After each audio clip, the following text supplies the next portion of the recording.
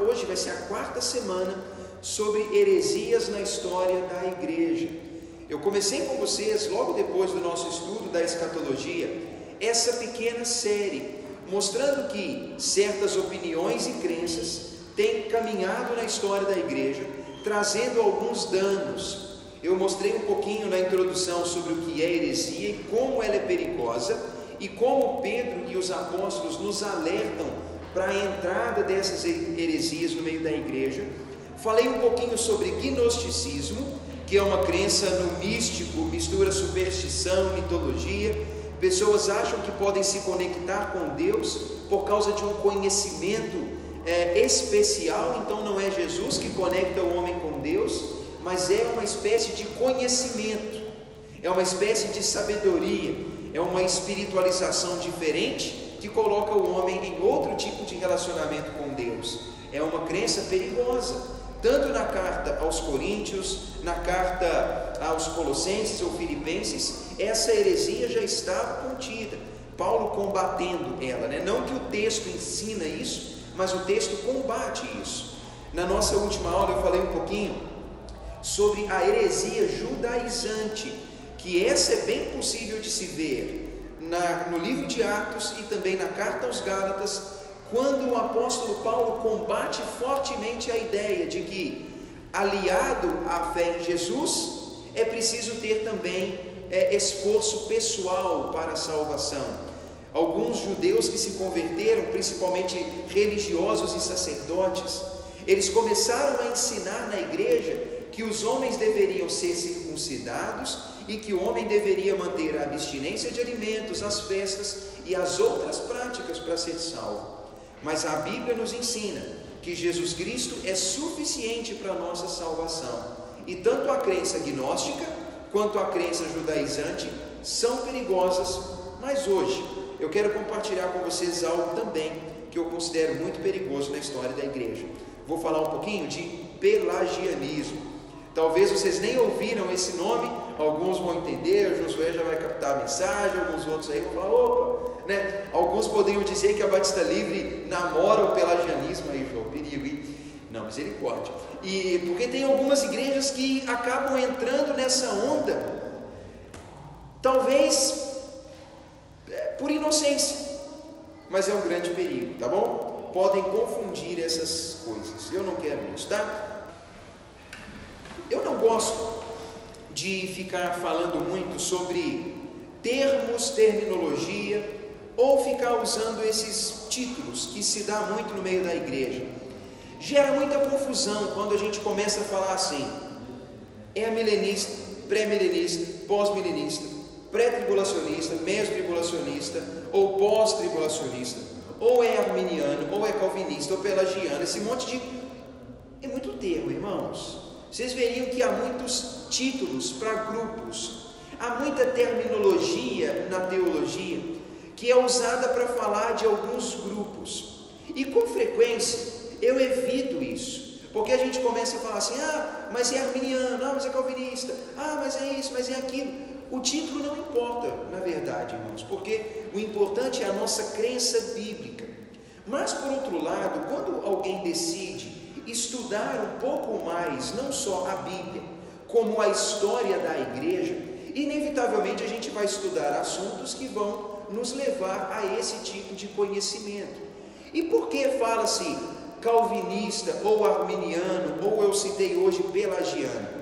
Foram homens na história da igreja, alguns eram monges, teólogos, homens que se tornaram conhecidos pelos ensinamentos que deram, e pelas multidões que arrastaram, e pelo impacto que causaram na história da igreja. Esse é um fato.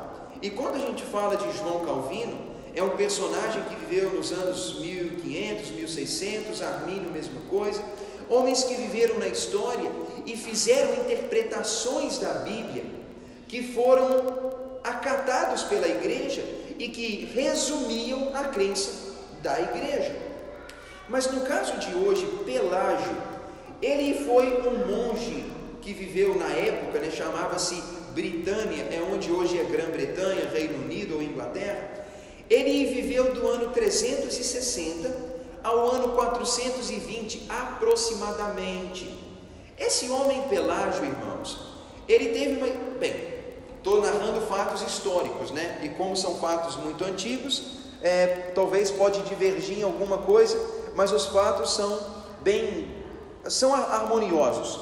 Esse homem Pelágio era monge, e diz a história que em um dado momento ele fez uma viagem para Roma, e quando ele chega em Roma, ele viu aquilo que todo mundo que ia em Roma via, que a igreja estava imoral, corrompida, e que a igreja estava em uma desordem muito grande.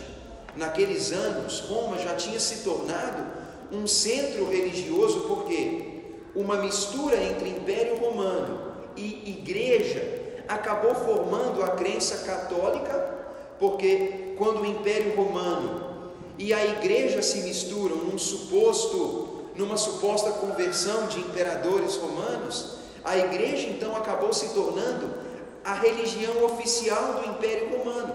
É por isso que usa-se o termo Igreja Católica, que significa Igreja Universal. A igreja agora, ela é a religião do Império Romano. O Império Romano domina o mundo, então a igreja ela tem uma dimensão universal agora. E Roma então começa a se tornar um centro.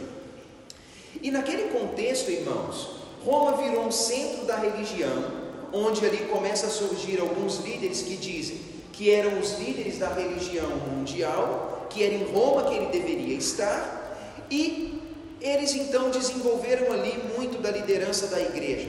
Só que Roma virou um poço de sujeira, Roma virou um antro de prostituição, um antro de comércio, a cidade ficou de pernas para o ar.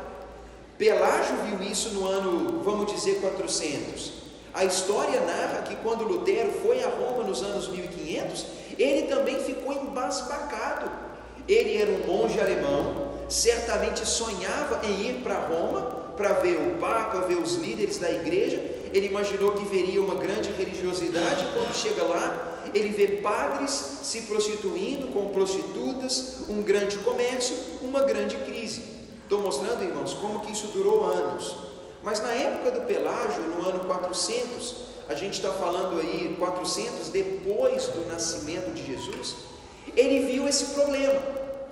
E quando ele viu aquilo, ele sentiu a necessidade de começar a pregar uma mensagem que produzisse resultado moral na vida das pessoas. Quando Pelágio identifica aquilo, ele começa a pregar uma mensagem, ele constrói uma teologia com a intenção de estimular o melhoramento moral e social. Bem, alguém vai dizer, pastor, isso é ótimo.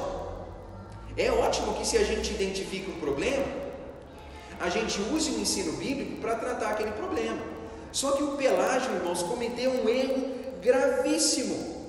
Ele foi tão profundo nessa ideia que ele criou na mente dele que homens e mulheres precisam, na verdade, de orientação moral, não de um novo nascimento. Assim sendo, o Pelágio viu a salvação em termos meramente naturais, ou seja, progresso do caráter quando o homem segue o exemplo de Cristo. Ele então começa a tornar a salvação humana muito ligada ao aperfeiçoamento do homem, algo que o próprio homem proporcionava, porque o homem então, ele aprendia na Bíblia que existem maus exemplos e bons exemplos, e que, por exemplo, eu posso seguir o mau exemplo de Adão, ou eu posso seguir o bom exemplo de Jesus Cristo, e à medida em que eu escolho bons exemplos para a minha vida, eu começo então a melhorar, a desenvolver a minha vida moral, e assim desenvolvendo a minha vida moral, eu caminho na direção da salvação. Essa crença, irmãos, é muito perigosa. E essa ideia do Pelágio para suprir uma necessidade, ela abriu espaço para uma crença muito perigosa. Observem algumas ideias, algumas frases que vou apresentar para vocês. Ele chegou ao ponto de dizer que Adão, ele foi criado um ser mortal, e ele teria morrido de qualquer forma, mesmo se ele não tivesse cometido o pecado. Mas a Bíblia não fala isso. Ele diz que o pecado de Adão afetou somente ele, e não toda a raça humana. A Bíblia não diz isso. Ele diz que crianças recém-nascidas estão no mesmo estado em que Adão estava antes do seu pecado e queda, ou seja, a pessoa nasce perfeita. A Bíblia não ensina isso. Ele diz que não é por causa da morte e do pecado de Adão que a raça humana morre. Ele diz que, da mesma forma, o homem não vai ressuscitar por causa da ressurreição de Jesus. Ele então começa a dizer que o fato de que Adão pecou e trouxe a morte não tem a ver com o fato de que as outras pessoas morrem. Da mesma forma que o fato de Jesus ter ressuscitado não significa que os homens vão ressuscitar. A Bíblia não diz isso. Ele diz que a lei oferece, assim como o Evangelho de Jesus, entrada para o reino dos céus. Ele diz então que da mesma forma que o Evangelho salva o homem quando o homem tem fé, ele diz que também o homem que vive procurando perfeição, obedecendo mandamentos, também pode ser salvo. A Bíblia não ensina isso. Ele diz que até mesmo antes do nascimento de Cristo, havia homens completamente sem pecado. A Bíblia não diz isso. A crença do Pelágio, irmãos, ela começa então a se desenvolver em algo muito perigoso. Muito perigoso. Ele quer atingir uma necessidade da igreja, ele quer combater o problema moral, mas ele então começa a desenvolver uma interpretação da Bíblia que é uma aberração, que não vai de acordo com o que a própria Bíblia diz. De certa forma, irmãos, é como se ele dissesse que o próprio ser humano tem dentro dele o poder de se salvar, porque já que o homem é salvo, à medida em que ele progride moralmente, significa que está dentro do próprio homem a capacidade de progredir e a capacidade de se salvar. Ele diz que a Bíblia, ela ilumina o caminho do homem e que o homem chega à salvação pelo esforço. Ele diz que o homem nasce livre do pecado e é capaz, pelo seu esforço, de viver uma vida impecável. Assim, o ideal do homem é uma vida de obediência. Sabe, irmãos, a crença do Pelágio ficou bem destruidora na sua época. Inevitavelmente, aquilo que o Pelágio começa a ensinar, começou a dizer para as pessoas assim: a sua salvação está no seu livre-arbítrio. É o seu livre-arbítrio que te conduz à salvação. É o seu direito de escolha. É a sua liberdade. É o seu esforço. É a sua capacidade. É o seu progresso que vai salvar você. A crença, irmãos, que esse Pelágio desenvolveu, ela durou por muitos anos. E com o passar dos anos, ela criou na mente das pessoas a ideia de que eu fui salvo por algo que eu mesmo fiz, por algo que eu alcancei, ou pela minha própria capacidade.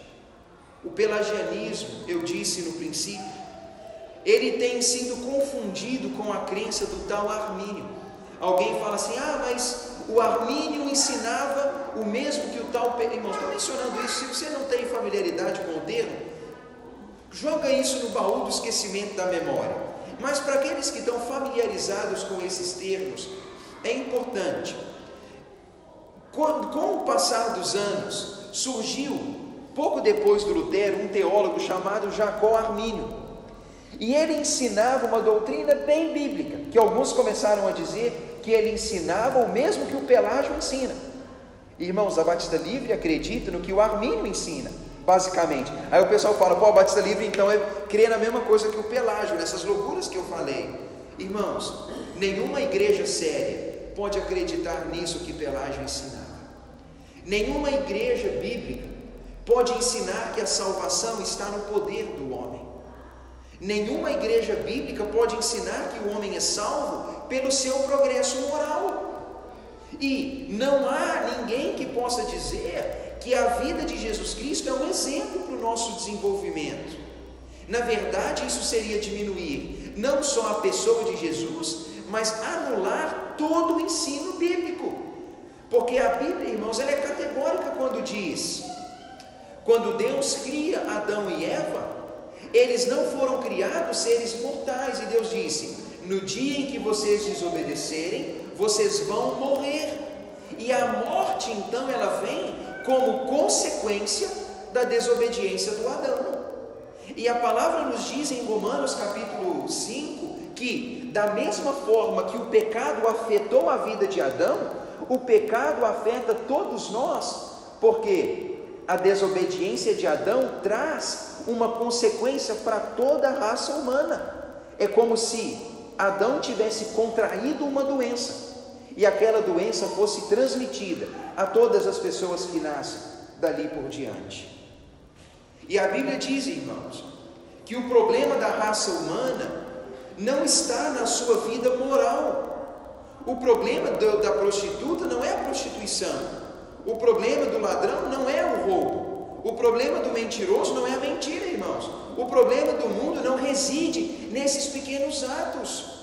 O problema do mundo não está nessas coisas. Isso é só sintoma. A gente normalmente quer tratar o problema do mundo tratando o sintoma. Eu falo assim: a pessoa é imoral. Então, irmãos, a imoralidade é só um sintoma. É como febre no corpo infeccionado, inflamado. É sintoma. O problema do mundo é que o homem está distante de Deus, porque o seu pecado distancia ela de Deus. E é por isso que a Bíblia ela nos diz que quando Jesus Cristo vem, Ele vem para dizer: eu posso aproximar o homem de Deus, porque eu posso perdoar o pecado do homem. Então a gente vai observar que Jesus não estava tão preocupado assim com a prostituição da prostituta. Ele não estava então preocupado com o fato de que Zaqueu pegava mais dinheiro do que o imposto. Jesus não estava tão preocupado com o fato de que Judas pegava o dinheiro da bolsa dos apóstolos. Jesus estava preocupado em mostrar para os homens como que eles poderiam estar perto de Deus. É isso que a Bíblia vai ensinar. Só que quando a gente faz uma teologia querendo focar na melhoria do homem, ela se torna então uma crença perigosa. Vou ler para vocês, irmãos, uma palavra, é pequena, que eu gosto desse homem, irmãos, na verdade. Ele é um teólogo bom, ele fala algumas coisas interessantes, é um teólogo católico. Ele diz assim, ele disse em 2009, esse homem é o Joseph Ratzinger, ele fala assim: o outro rosto do mesmo vício é o pelagianismo dos piedosos, daqueles que estão buscando uma vida de piedade. Eles não querem ter nenhum perdão e, em geral, nenhum verdadeiro presente recebido de Deus. Eles querem estar em ordem, um duro rigor de exercícios religiosos, com oração e ação. Eles querem obter um direito à bem-aventurança de Deus, mas falta a eles a humildade, que é essencial para todo o amor. A humildade de receber dons, além de merecê-los. A negação da esperança em favor da segurança, diante da qual agora nos encontramos, se fundamenta na incapacidade de viver a tensão em relação ao que deve vir e de se entregar à bondade de Deus. Assim, esse pelagianismo é uma apostasia, um abandono do amor e da esperança, mas é também profundamente um abandono da fé. Esse homem, irmãos, que já foi Papa, na verdade ele ainda ele, quando escreve em uma das suas palavras, ele escreveu muitos livros, ele faz uma crítica muito profunda a essa ideia, porque ele diz: está enraizado no pensamento do pelagianismo um sentimento de que o homem ele adquire por si mesmo. Sou eu tentando ter no meu controle a minha salvação, ao invés de buscar essa salvação no próprio Deus. É o homem buscando nas suas orações, nas suas ações, no seu esforço, na sua piedade, alcançar de Deus, pelo seu esforço, aquilo que Deus só oferece de graça, porque Deus não dá ao homem que se esforça. Ele faz uma crítica, irmãos, dizendo que quando o homem vive dessa forma, significa que ele não vive pela fé, porque seria o Tiago tentando ter poder da sua salvação pelos meus esforços, quando na verdade a minha salvação, ela não advém dos meus esforços, mas ela vem de uma dádiva de Deus. Eu quero, irmãos, mostrar para vocês no texto bíblico como que a Bíblia mostra o caminho oposto do que Pelágio diz. Abra a Bíblia, por favor. O texto, todos que vou ler são conhecidos, né? Abra em Tito, por favor. Tito é depois de Timóteo, capítulo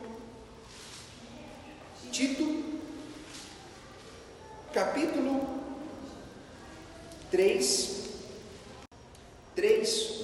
diz assim, o apóstolo Paulo escrevendo a Tito, que era um líder da igreja de Creta, como disse o Adilson mais cedo, né? Ele diz: lembra-lhes que se sujeitem aos que governam, às autoridades, sejam obedientes, estejam prontos para toda boa obra, não difamem a ninguém, nem sejam altercadores, mas cordatos, dando provas de cortesia para com todos os homens. Pois nós também outrora éramos insensatos, desobedientes, desgarrados, escravos de todas as paixões e prazeres, vivendo em malícia e inveja, odiosos e odiando-nos uns aos outros. Quando, porém, se manifestou a benignidade de Deus, nosso Salvador, e o seu amor para com todos, não por obras de justiça praticadas por nós, mas segundo a sua misericórdia, Ele nos salvou, mediante o lavar regenerador e renovador do Espírito Santo. Vamos pausar aqui. Olha o que Paulo diz, irmãos, a esse homem, Tito. Ele diz: Tito, você é líder na igreja, ensine as pessoas da igreja que elas precisam ser sujeitas às autoridades e que elas precisam viver em harmonia umas com as outras. Não devem viver em briga, conflito, em desarmonia, muito pelo contrário. Elas precisam amar. E ele vai dizer: nós, os que hoje somos a igreja de Cristo, nós vivemos em outra época na insensatez, na desobediência, na desorientação. Nós vivíamos uma vida totalmente perdida e bagunçada.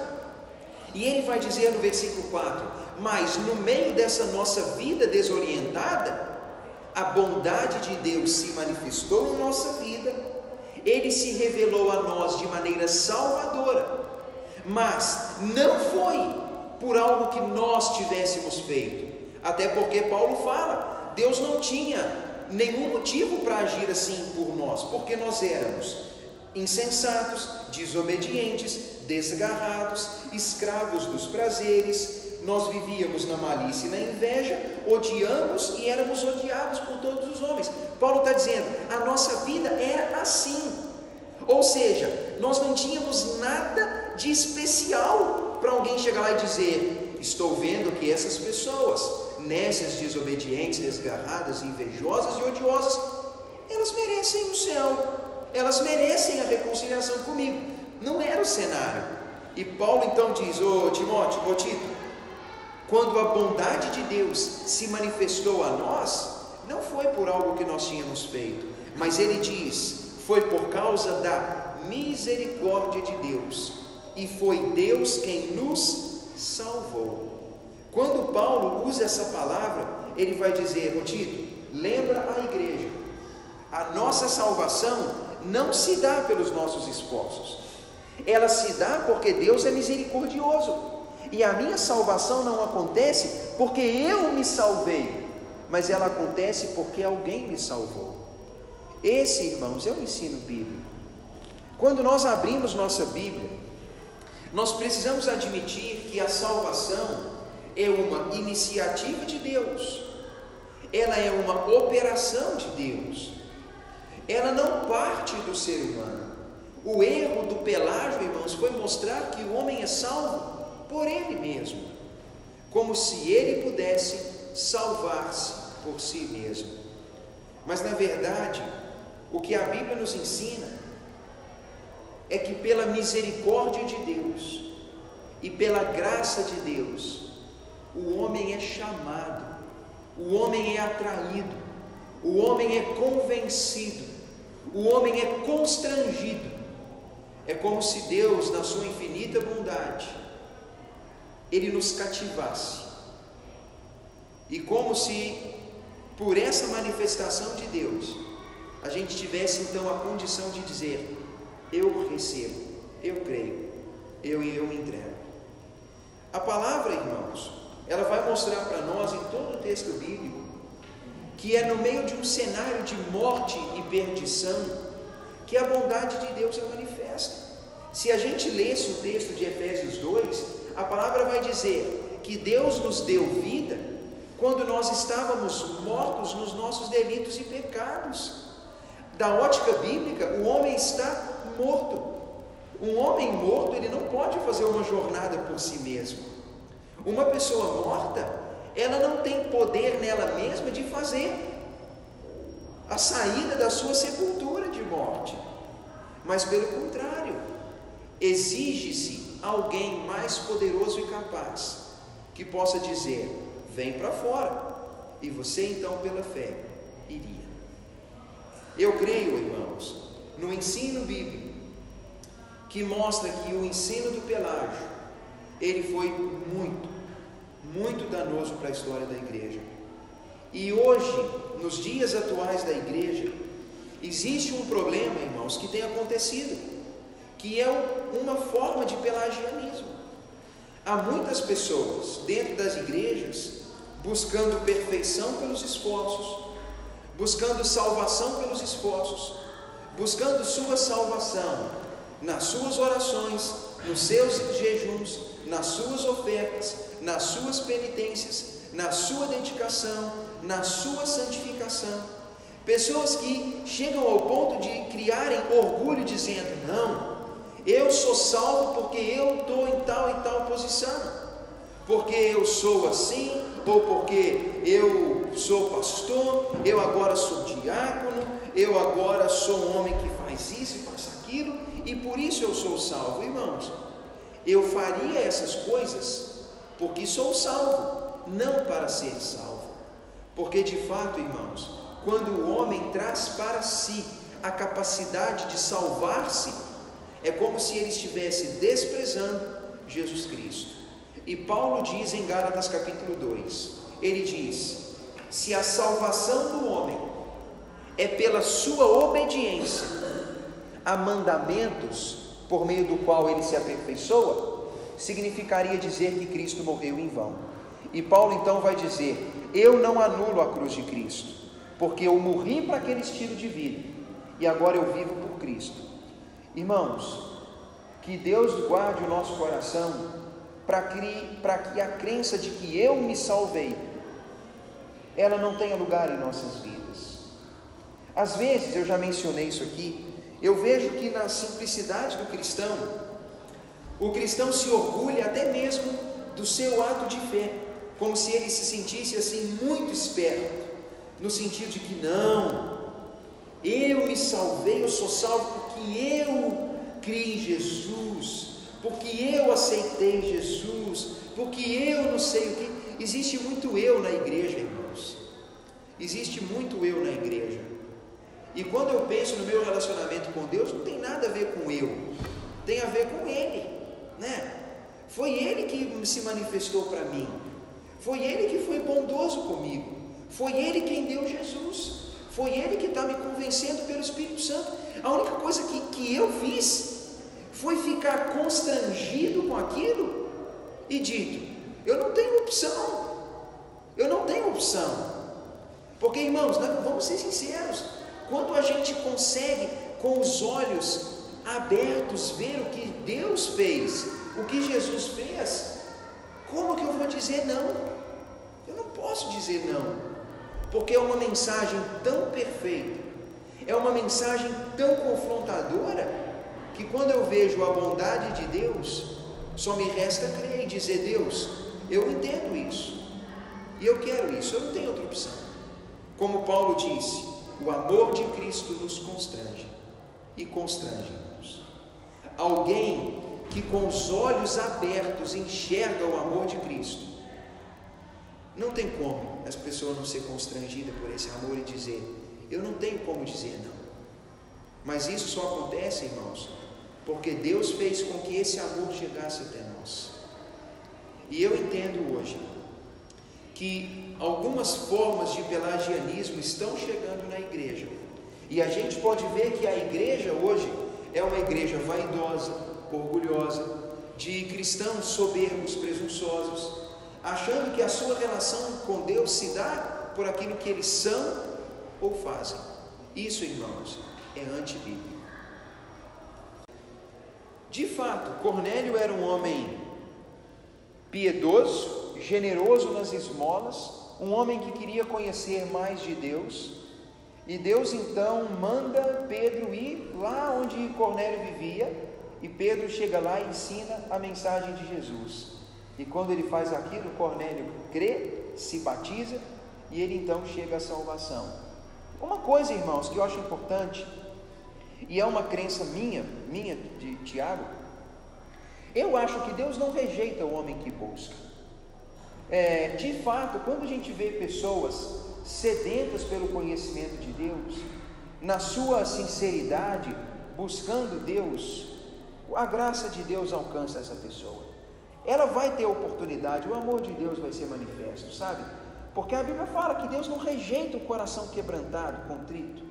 Na verdade, Deus está buscando esse tipo de pessoa. E é interessante que o Cornélio estava com esse tipo de coração, e Deus manda Pedro lá. Vai lá, mostra para ele, fala para ele como que ele alcança o que ele está buscando. Porque de fato, irmãos, era preciosa a vida de Cornélio, mas ele precisava compreender mais a obra de Deus na pessoa de Cristo. Irmãos, nós como seres humanos, eu falo para vocês isso, é uma coisa típica. Às vezes a gente se pega orando, falando: Deus, eu estou querendo garantias, que a gente está sempre querendo garantias, né, irmãos? Eu quero que Deus me dê um exemplo, né? Eu quero que Deus coloque lá na minha conta no banco uns 10 milhões, para eu ter segurança, né? Para eu ter segurança de que todo mês eu vou ter dinheiro lá. Aí ele fala: Deus, me dá um dinheiro no banco para eu ter segurança. Aí enquanto a gente está fazendo essa oração, a gente fala: Deus, bate na minha cara, Deus, bate, porque o Senhor não é minha segurança. Enquanto a gente tem coisas que a gente começa a pedir para Deus, dá vergonha, que a gente fala: mas é como se eu estivesse dizendo que a minha segurança está naquele dinheiro que está lá no banco, porque eu não tenho segurança em Deus, que nunca me deixou na mão até agora. Aí eu falo assim: nossa, pá, não fala não, eu melhor ficar calado. Aí a gente vai lá e começa a buscar outras garantias, como se a gente não acreditasse na suficiência de Deus. Irmãos, eu vou falar isso aqui sem medo, porque eu não tenho medo de falar isso. Toda pessoa que vive pela fé e confia em Deus de verdade, essa pessoa nunca é deixada na mão. Não há cristão que vive pela fé que é deixado na mão. Não tem, irmãos. Porque senão Deus seria mentiroso. Ele não é, né? Ele cuida mesmo. O que falta para nós é confiar na suficiência de Deus, na nossa salvação, mas também no cuidado.